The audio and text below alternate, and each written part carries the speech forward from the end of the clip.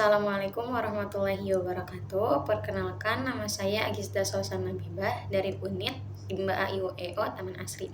Di sini saya akan menjawab pertanyaan tema kurikulum dasar hari ke-1, yaitu ini adalah bagian yang A. 1. Apa pengertian fun learning? Fun learning adalah proses belajar yang sepenuhnya menyenangkan bagi anak.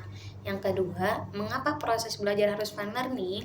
Karena proses belajar yang dilakukan dapat memberikan kesenangan, kenyamanan, dan kebahagiaan bagi anak. Yang ketiga, apa tujuan fun learning? Tujuan dari adanya metode fun learning adalah menumbuhkan minat belajar secara intrinsik. Anak mau belajar karena keinginannya sendiri. 4. Apa hukum fun learning di Bimba? Yaitu wajib. Nomor 5. Siapa yang harus merasakan fun learning dan sebutkan alasannya?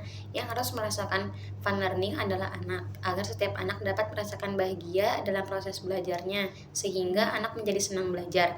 Yang keenam, siapa yang harus menciptakan fun learning dan sebutkan alasannya? Yang harus menciptakan fun learning adalah motivator. Motivator harus menciptakan fun learning setiap saat. Tidak boleh sedetik pun anak merasa terpaksa atau dipaksa. Yang ketujuh, bagaimana cara menciptakan fun learning? Yaitu dengan menerapkan small step system. Yang kedelapan, bagaimana cara mengevaluasi anak apakah fun learning atau tidak? Yaitu bisa dilihat dari anak menunjukkan sikap senang, semangat, dan antusias melakukan kegiatan bermain sambil belajar. Durasi anak dalam melakukan kegiatan bermain sambil belajar semakin meningkat. Motivator menikmati proses membimbing anak dalam kegiatan bermain sambil belajar di Bimba AIUEO. Yang kesembilan, apa dampak yang terjadi bila proses belajar menyenangkan? Yaitu minat baca dan minat belajar anak berkembang dan mau mengulangi bermain sambil belajar tanpa paksaan. Kemudian kemampuan dan keterampilan anak berkembang menjadi lebih siap memasuki tahap selanjutnya dan berkarakter pembelajar. Yang ke-10, apa dampak yang terjadi bila proses belajar tidak menyenangkan?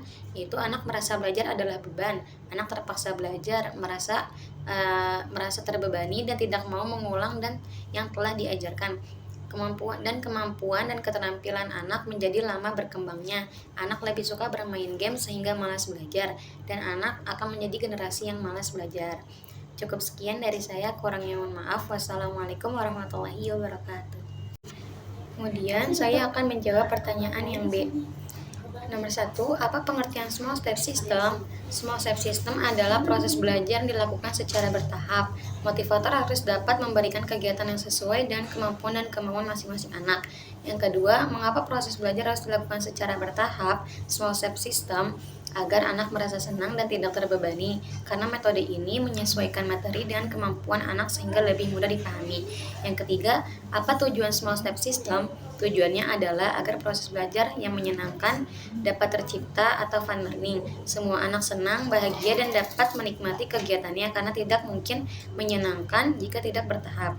Yang keempat, bagaimana cara agar motivator dapat mewujudkan proses belajar yang small step system? Yaitu dengan wajib menerapkan individual system. Yang kelima, apa dampak yang terjadi bila proses belajar small step system? Yaitu semua anak senang, bahagia, dan dapat menikmati kegiatannya karena tidak mungkin menyenangkan karena kalau tidak bertahap. Yang keenam, apa dampak yang terjadi bila proses belajar tidak sesuai tidak small step system? Yaitu dampaknya menjadi hilangnya minat belajar anak akan menjadi generasi yang malas belajar. Cukup sekian, kurang lebihnya mohon maaf. Wassalamualaikum warahmatullahi wabarakatuh.